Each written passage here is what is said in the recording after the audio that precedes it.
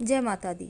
नवरात्रि के 5वें दिन माँ स्कंद माता शेर पर सवार होकर आती हैं और स्कंद माता की पूजा करने से सभी मनोकामनाएं पूर्ण होती है और इस मृत्यु लोक में परम शांति का अनुभव प्राप्त होने लगता है। तो माँ की कृपा से मोक्ष के द्वार भी खुलते हैं। नवरात्र के 5वें दिन माँ स्कंद माता की पूजा की जाती है और स्कंद माता की पूजा करने से आपका गुरु यानी बृहस्पति ग्रह मजबूत होता है। संतान की अगर कामना हो तो भी माँ की पूजा होगी और अगर शीघ्र विवाह के लिए प्रयासरत हैं, लंबे समय से आपकी मनोरथ पूरी नहीं हो पा रही है, तो भी माँ के शरण में आने से आपकी मनोकामना पूर्ण हो जाती है।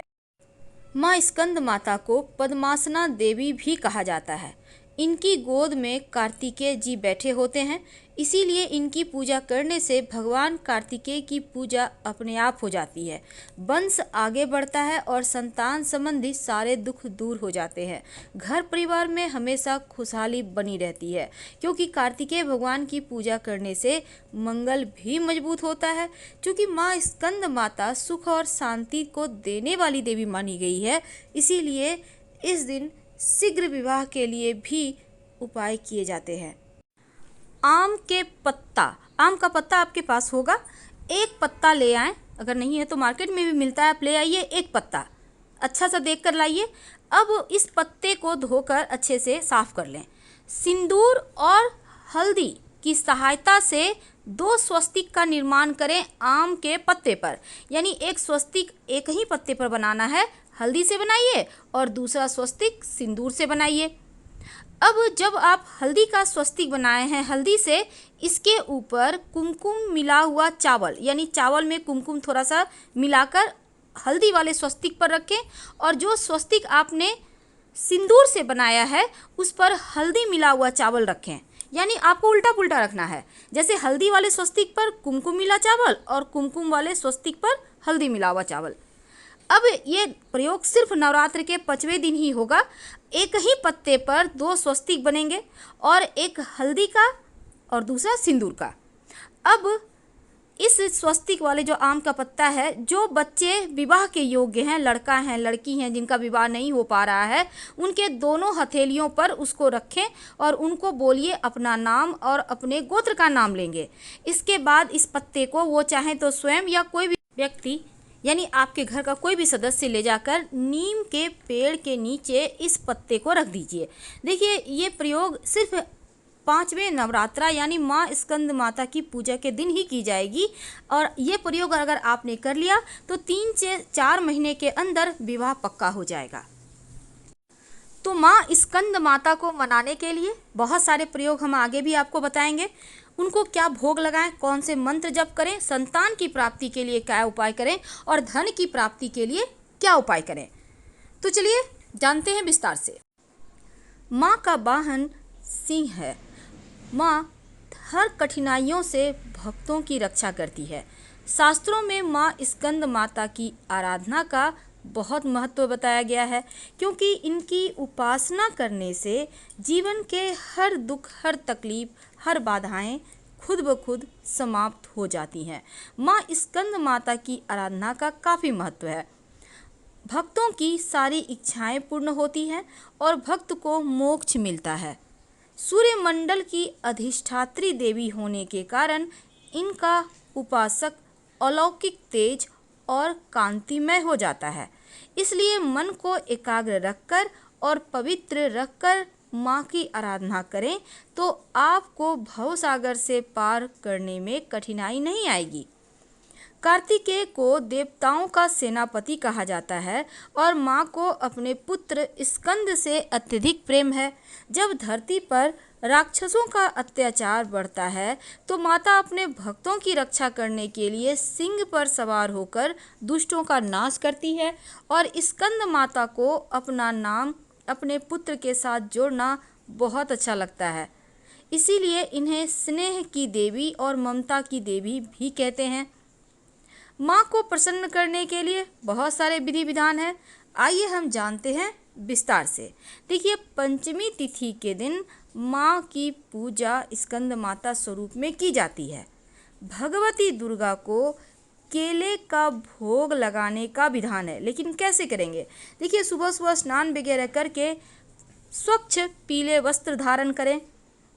इसके बाद माँ को पीले पुष्प और केले का भोग लगाइए। अगर संतान की चाहत है तो जोड़े की संख्या में केले का भोग लगाइए, जैसे कि 2, 4, 8 यानी सम संख्या जिसको कहते हैं। तो आपको विषम संख्या जैसे 5, 11, 7 इस तरह से नहीं लगाना, बल्कि केले का भोग अगर आप संतान की चाहत के लिए, संतान के डेवलपमेंट के लिए, उनके अच्छे स्वास्थ्य के लिए, अच्छे भविष्य के लिए माँ को जोड़े की संख्या में ही केला का भोग लगाएं। और इस केला को प्रसाद के रूप में खुद भी खाइए और अपने बच्चों को भी खिलाइए। और अगर संतान की चाहत है तब माता रानी को केले का भोग लगाने के बाद आप पति पत्नी दोनों मिलकर अगर पूजा करें तो अच्छा है, और फिर प्रसाद के रूप में खाइए। संतान की प्राप्ति या फिर संतान से संबंधित कोई भी कष्ट है संतान को, वो समाप्त हो जाता है। और माँ की आराधना करने से बृहस्पति संबंधी समस्या भी दूर होता है, क्योंकि माँ का संबंध बृहस्पति नामक ग्रह से है। तो अगर आप गुरु को बेहतर करना चाहते हैं तो माँ को पीला पुष्प और पीले फल जरूर अर्पित करें। पीला फल आप कोई भी अर्पित कर सकते हैं, पर सर्वोत्तम होगा कि आप केला ही अर्पित करें। और जब भी पूजा कीजिएगा माँ का, पीला कपड़ा पहनकर। माँ का मंत्र है, जो मंत्र आप जपें तो संतान की प्राप्ति के लिए, संतान की अगर आपको चाहत है तो माँ का ये मंत्र अमोघ माना जाता है। इस मंत्र का जप करने से आपका गुरु भी मजबूत होता है और संतान की प्राप्ति भी सरलता से होती है। और वो मंत्र है ओम ह्रीं नमः, ओम ह्रीं नमः। इस मंत्र को कम से कम 108 बार जप कीजिए और इसके बाद प्रार्थना कीजिए संतान की प्राप्ति के लिए। यकीन मानिए आपकी प्रार्थना स्वीकार होगी। अब चूंकि नवरात्र के 5वें दिन माँ स्कंद माता को केले का भोग लगाकर सबको प्रसाद के रूप में खाना है, लेकिन अब एक ऐसा मंत्र जो संतान की प्राप्ति सरलता से करवाने में सहायक होता है। और ये मंत्र आपको 5वें नवरात्रा यानी माँ स्कंद की पूजा करने के बाद वहीं पर बैठकर आप अपने घर के पूजा स्थान पर ही इस मंत्र का जप कर सकते हैं। तो माँ स्कंद माता की पूजा करने से बृहस्पति नामक ग्रह मजबूत हो जाता है और शुभ फल देने लगता है। तो देव गुरु को प्रसन्न करने के लिए, माँ स्कंद माता को मनाने के लिए, संतान की प्राप्ति के लिए ये मंत्र अमोघ माना जाता है। इस मंत्र को आपको 108 बार जपना है। नंद गोप गृहे जाता यशोदा गर्भ संभवा ततस्तो नाशयस्यामि विंध्याचल निवासिनी।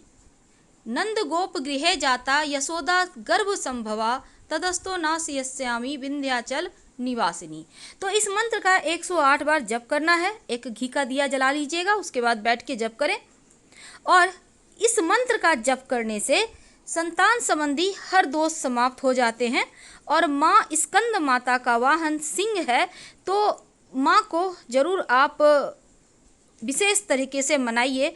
और जब आप पंचमी तिथि के दिन माँ को केले का भोग लगाइएगा तो आप, अगर आप चाहते हैं कि आपके जीवन में खुशियाँ ही खुशियाँ आएँ, तो ऐसे में आप किसी गरीब को भी प्रसाद के रूप में दे सकते हैं। अगर आम चीज़ों के लिए आप भोग लगा रहे हैं, लेकिन विशेष मनोकामनाओं की पूर्ति के लिए लगा रहे हैं, तो खुद और अपने बच्चों को खिलाएं।